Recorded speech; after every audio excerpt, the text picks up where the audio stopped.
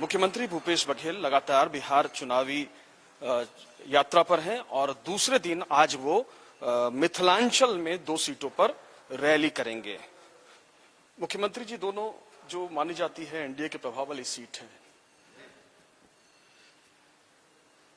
देखिए, ये अभी जो चुनाव हो रहा है उसमें महागठबंधन का ही प्रभाव दिखाई दे रहा है। 2 चरण के चुनाव हो चुके हैं और उसमें हम लोग क्लीन स्वीप कर रहे हैं।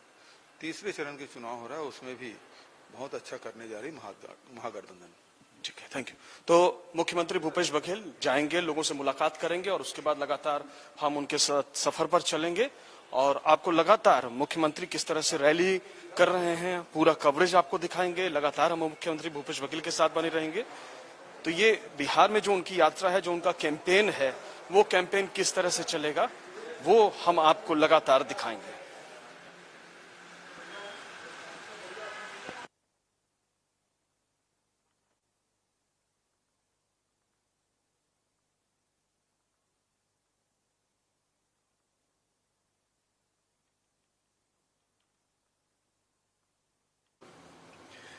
तो अब हम होटल से जा रहे हैं हेलीपैड की तरफ।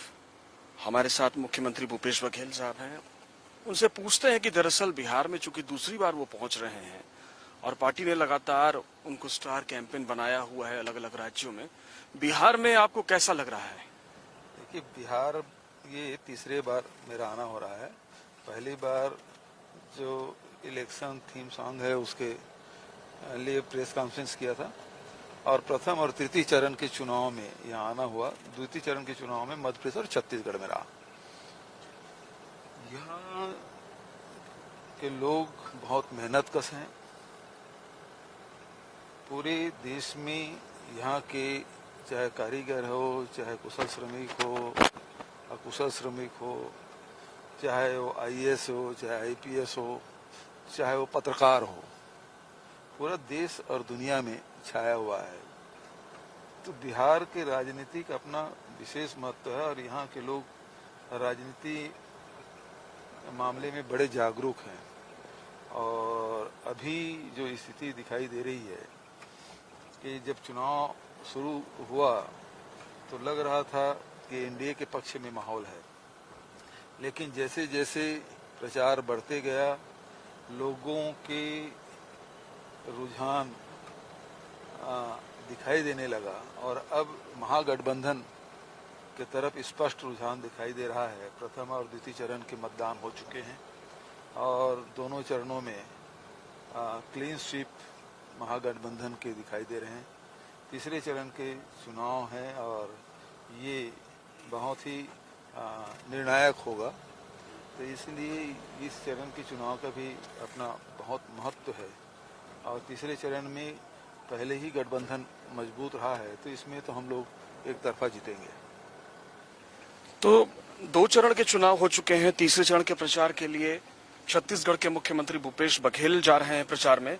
महत्वपूर्ण चीज ये है कि राहुल गांधी का कल शो हुआ था तो राहुल गांधी ने छत्तीसगढ़ का जिक्र किया था और सवाल उठाया था कि जब भी ये खेती किसानी वाला इलाका है तो यहाँ के किसानों को 1000 रुपए में धान क्यों बेचना पड़ता है, जबकि छत्तीसगढ़ में वो 2500 रुपए में बिकता है।